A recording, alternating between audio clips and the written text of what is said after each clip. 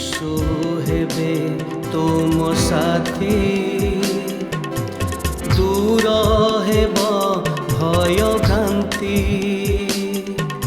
ସେ ତ ଜଗତର ଜ୍ୟୋତି, ଅନ୍ଧକାର ହେବ ଇତି। ପ୍ରାତ ଜ୍ୟୋତି, ପ୍ରାତ ଜ୍ୟୋତି, জীবনে জড়াও প্রাত জ্যোতি। প্রিয় বন্ধু নমস্কার। খ্রিস্ট সম্মিলিত মণ্ডলী ভুবনেশ্বর আনুকূল্যরে यूट्यूब चैनल रे नियमित प्रसारित होता विशेष कार्यक्रम प्रात ज्योति, जहाँ आपणकर अति पसंदर कार्यक्रम अटे। कारण आपण मान मध्य अनेक आम मान को यही मत व्यक्त करी अछंती। से माने यह कार्यक्रम सकाशे बहुत खुशी आनंदित एवं ईश्वर ठारू आशीर्वाद प्राप्त होउछंती। मो विश्वास करे आपण मध्य आशीर्वाद प्राप्त अटंती। जदि ए पर्यंत आम सांगे जोगाजोग करि नाहंती ताले स्क्रीन रे जो नंबरटा पाउछंती सेही नंबर रे आम मान सांगे आज ही जोगाजोग करंतु। आपणकर सुचिंतित मतामत आम मानकर उपकार करिवो। आपणकर किछि प्रार्थनार अनुरोध अछि ताहा मध्य जणांतु। आमे निश्चय आपणक पई प्रार्थना करिबा। विशेष करके ये कार्यक्रम लिंक को आपणकर बंधु मान निकट में शेयर करने भूलिबे नाही। आम मैंने यही कार्यक्रम विशेष भाव में ईश्वर वाक्य ध्यान करुछु। आम मानकर व्यवहारिक जीवन निमंते किछि शिक्षा प्राप्त होउछु। आम मैंने गत अध्याय कथा देखिथिलु जे प्रभु जीशु ख्रीस्ट जो विशेष उक्ति को घोषणा करथिले, से कहले निज संपर्क में मो पथ सत्य ओ जीवन मो दे न गले कहीं पितांक निकट को जाई पारे नाही। आज आम आउ गोटे विषय चिंता करिबा जो थे से प्रभु जीशु कही अछंती, मो द्वार जदि केही मो दे प्रवेश करे ताहाहेले से रक्षा पाइब एवं भीतर को आसी ओ बाहर को जाई चरा पाइब। गोटे मेषपालक एवं मेषपलर गोटे सुंदर चित्र आम मानकर आखि आग को आसुची। होई पारे आपण मेषपल एवं मेषपालक को देखिथिबे। प्राय कौनसी कौनसी अंचल रे कौनसी गाँ मानकरे से माने थांती। आपण जानती जे मेषपल सुरक्षित हुए आउ ठीक बाटरे जाए जेतेबेले मेषपालक ताहांकु बाट कढ़ेई की नियंती। मेषपालक बिना मेष मानकर जीवन विपदग्रस्त अटे। कई जन ए प्रकार कहिछंती, आज जदि पृथ्वी रे मेष पल अछंती, मेष माने अछंती, मेंढा माने अछंती, ताहाले तार रहस्य होची सेमानकर प्रतिपालनकारी अछंती। प्रतिपालक बिना मेषपालक बिना मेंढार जीवन बड़ कष्टदायक अटे।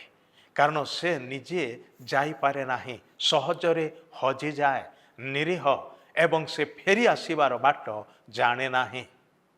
कुकुर किंबा बिलेई से माने फेरी आसी पारिबे, किंतु मेंढा माने हजि गले निजे फेरी आसीबा को पारंती नाही। सेथिपाई सेमानकर निमंते मेषपालकर आवश्यक। आउठारे प्रभु जीशु जहाँ कहले, मु मेषमानकर निमंते जे प्रकार गोटे द्वार थाए मु से प्रकार प्रवेश द्वार अटे। मो भीतर देई गले मेष माने जेमती द्वार दे प्रवेश कले कुआड़ भितरे सुरक्षित रहंती, भितरे खाइबा को पाती। बाहर को जेतले मेषपालक से मान को बाहर करी आने से चराणी स्थान को नहीं जाए एवं सेठारे मेष माने पेट पूरा खाइबा को पाती। ठीक से प्रकार आममानकर प्रभु जीशु जे कि आममानकर प्रत्येकंकर उत्तम मेषपालक अटंती। से कहले मु उत्तम प्रतिपालक, मोर मेषमानकर निमंते मु आपणा जीवन दिए। आउ से प्रकृत रे 2000 वर्ष तले कालवरी क्रूसरे निजर प्राण देई अछंती। से निजर जीवन दे आपण को आउ मते प्रेम करी अछंती। से चाहिले नाही जे आम माने आमनकर पाप रे विनष्ट हेउ, आम माने हजि जाओ एवं शेष रे अनंत नरक रे दंड प्राप्त होइकी सृष्टिकर्ता ईश्वर ठारू अनंत काल निमंते विच्छिन्न हो जाओ। यह से इच्छा कले नाही। सेथिपाई आम माने जेपरिकी हजिला अवस्थारू खोजा जाई रक्षा पाइबा, सेथिपाई से आम मान को खोजिबा निमंते स्वर्ग छाड़ी धरापृष्ठ को आसिले। एवं प्रभु जीशु एक कथा कहले, मु एथे निमंते आसी अछि ଯେପରି ଯାହା ହଜିଅଛି ତାହା ଖୋଜି ରକ୍ଷା କରିପାରିବେ। ଭାଇ ଭଉଣୀମାନେ, ଆଜି ମଣିଷ ଜାତି ନିଜ ପାପର ଦୁନିଆରେ ହଜିଅଛି। ସେ ଭାବୁଛି ଯେ ମୁଁ ସବୁ କିଛି, ମୋତେ ଈଶ୍ୱର ଆବଶ୍ୟକ ନୁହନ୍ତି। କିନ୍ତୁ ତାହା ନୁହେଁ।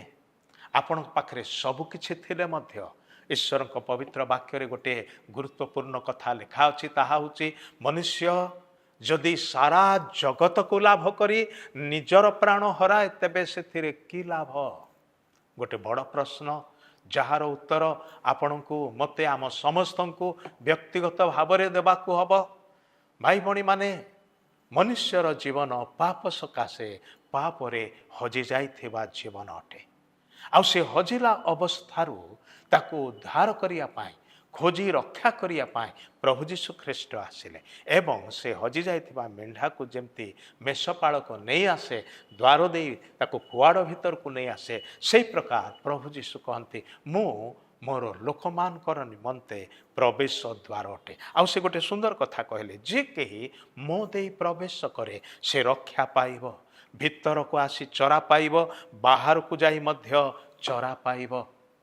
ମୁଁ ତାର ଯତ୍ନ ନେବି, ମୁଁ ତାକୁ ରକ୍ଷା କରିବି, ସେ ମୋର ଗୋଟେ ଉତ୍ତମ ମେଷ ପରି ରହିବ। ଭାଇ ଭଉଣୀମାନେ, ଆଜି ପ୍ରଭୁ ଯୀଶୁ ଖ୍ରୀଷ୍ଟ ଆପଣଙ୍କୁ ପାଇବାକୁ ଚାହାନ୍ତି। ଆପଣ କ'ଣ ନିଜ ଜୀବନ ତାଙ୍କଠାରେ ଉତ୍ସର୍ଗ କରିଅଛନ୍ତି କି? ସେ ଆପଣଙ୍କୁ ପାଇଲେ ତାଙ୍କର ବଳିଦାନ ସାର୍ଥକ ହେଲା ବୋଲି ଜଣାପଡ଼ିବ। କାରଣ ସେ ଆପଣଙ୍କ ପାଇଁ, ମୋ ପାଇଁ, ଆମ ସମସ୍ତଙ୍କ ପାଇଁ ବଳୀକୃତ ହେଲେ, ନିଜର ଜୀବନକୁ ଦେଇଅଛନ୍ତି ଆମମାନଙ୍କର ଜୀବନ ଯେପରି ରକ୍ଷା ପାଇବ। ସେଥିପାଇଁ ତ ସେ ଦାବି କରି କହିଲେ, ମୁଁ ଏକମାତ୍ର ପଥ, ମୋ ଦେଇ ନଗଲେ କେହି ଈଶ୍ୱରଙ୍କ ନିକଟକୁ ଯାଇପାରେ ନାହିଁ। ଭାଇ ଭଉଣୀମାନେ, ଆମମାନଙ୍କର ବିଶ୍ୱାସ ଯେଉଁ ବିଷୟ ଉପରେ ଥାଉ ନା କାହିଁକି, ଗୋଟିଏ ବିଷୟ ଆମମାନେ ଜାଣି ରଖିବା ଦରକାର। ସତ୍ୟ ଜୀବିତ ଈଶ୍ୱରଙ୍କୁ ଜୀବନରେ ଜାଣିବା ପାଇଁ ହେଲେ ପ୍ରଭୁ ଯୀଶୁ ଖ୍ରୀଷ୍ଟଙ୍କ ଠାରେ ବିଶ୍ୱାସ କରିବା ଆବଶ୍ୟକ। ସେ ହେଉଛନ୍ତି ଏକମାତ୍ର ପଥ, ସେ ହେଉଛନ୍ତି ଏକମାତ୍ର ପ୍ରବେଶ ଦ୍ୱାର। ଯେ କେହି ତାହାଙ୍କଠାରେ ବିଶ୍ୱାସ କରେ, ଈଶ୍ୱରଙ୍କର ପବିତ୍ର ବାକ୍ୟରେ ଅତି ସ୍ପଷ୍ଟ ଭାବରେ ଲେଖା ଅଛି, ଯେ କେହି, ଆପଣ ଯିଏ ହୁଅନ୍ତୁ ନା କାହିଁକି, ସେଥିରେ କିଛି ଯାଏ ଆସେ ନାହିଁ। ଏଥିରେ କୌଣସି ଧର୍ମ ପରିବର୍ତ୍ତନର କଥା କୁହାଯାଉ ନାହିଁ। ଏଠି କେବଳ ମନର ପରିବର୍ତ୍ତନର କଥା କୁହାଯାଉଛି। ଯେ କେହି ସରଳ ହୃଦୟରେ ପ୍ରଭୁ ଯୀଶୁ ଖ୍ରୀଷ୍ଟଙ୍କ ଠାରେ ବିଶ୍ୱାସ କରି ନିଜର ଜୀବନକୁ ସମର୍ପଣ କରେ ଏବଂ ପ୍ରଭୁ ଯୀଶୁ ଖ୍ରୀଷ୍ଟଙ୍କୁ ନିଜର ବ୍ୟକ୍ତିଗତ ହୃଦୟ ମନ ମଧ୍ୟରେ ନିମନ୍ତ୍ରଣ କରେ, ସ୍ଥାନ ଦିଏ, ସେହି ବ୍ୟକ୍ତି ପାପ କ୍ଷମା ପାଏ, ସେହି ବ୍ୟକ୍ତି ଅନନ୍ତ ଜୀବନ ପାଏ। ଆଜି ଆପଣ ତାହା ପ୍ରଭୁ ଯୀଶୁ ଖ୍ରୀଷ୍ଟଙ୍କ ଠାରେ ବିଶ୍ୱାସ କରିବା ଦ୍ୱାରା ପାଇପାରିବେ। ଆପଣ ଚାହାନ୍ତି କି? ଆସନ୍ତୁ ସେହି ପ୍ରଭୁଙ୍କ ନିକଟକୁ ଯିବା, ତାହାଙ୍କ ନିକଟରେ ପ୍ରାର୍ଥନା କରିବା, ନିଜକୁ ସମର୍ପଣ କରିବା। ଯେଉଁ ପ୍ରଭୁ ଆମମାନଙ୍କର ନିମନ୍ତେ ସ୍ୱର୍ଗରୁ ଜଗତକୁ ଆସିଲେ ଏବଂ କହିଲେ ନାହିଁ ଏଇ ବାଟରେ ଯାଅ କିମ୍ବା ସେଇ ବାଟରେ ଯାଅ, ବରଂ କହିଲେ ମୁଁ ତୁମ ନିମନ୍ତେ ପଥ, ଅର୍ଥାତ୍ ତୁମେ ମୋର ଅନୁସରଣ କର, ତୁମେ ମୋର ଅନୁଗମନ କର। ବାଟ ବଣା ହେବ ନାହିଁ, ଅନ୍ଧାରରେ ଦରାଣ୍ଡି ହେବ ନାହିଁ, ଏହି ପାପର ସଂସାର ଭିତରେ ହଜିଯିବ ନାହିଁ, ବରଂ ଉଦ୍ଧାର ପାଇବ, ଜୀବନ ପାଇବ, ପ୍ରଚୁର ଜୀବନ ପାଇବ। ଆସନ୍ତୁ ସେ ପ୍ରଭୁଙ୍କ ନିକଟରେ ପ୍ରାର୍ଥନା କରିବା। ପ୍ରିୟ ପ୍ରଭୁ, ତୁମର ଧନ୍ୟବାଦ କରୁଛୁ। ଆମମାନଙ୍କ ପ୍ରତି ତୁମର ପ୍ରେମ କେତେ ଯେ ବେଶୀ, ତାହା ଆମମାନେ ତୁଳନା ମଧ୍ୟ କରିପାରିବୁ ନାହିଁ, କଳନା କରିପାରିବୁ ନାହିଁ। ତଥାପି ପ୍ରଭୁ, ଆମେ ତୁମକୁ ନ ଜାଣିଲେ ହେଁ ତୁମେ ଆମମାନଙ୍କୁ ଜାଣିଥିବାରୁ, ଆମମାନଙ୍କର ସକଳ ଅଯୋଗ୍ୟତା, ଦୁର୍ବଳତା, ଅପରାଧ, ଦୋଷ ସବୁକିଛି ଜାଣିକି ମଧ୍ୟ ଆମମାନଙ୍କୁ ତୁମେ ହତାଦର କଲ ନାହିଁ, ପରିତ୍ୟାଗ କଲ ନାହିଁ। ପ୍ରେମରେ ଆମମାନଙ୍କୁ ଖୋଜି ରକ୍ଷା କରିବା ପାଇଁ ଆସିଲ। ପ୍ରଭୁ, ତୁମର ଧନ୍ୟବାଦ କରୁଛୁ, ନିଜ ନିଜକୁ ସମର୍ପଣ କରୁଛୁ।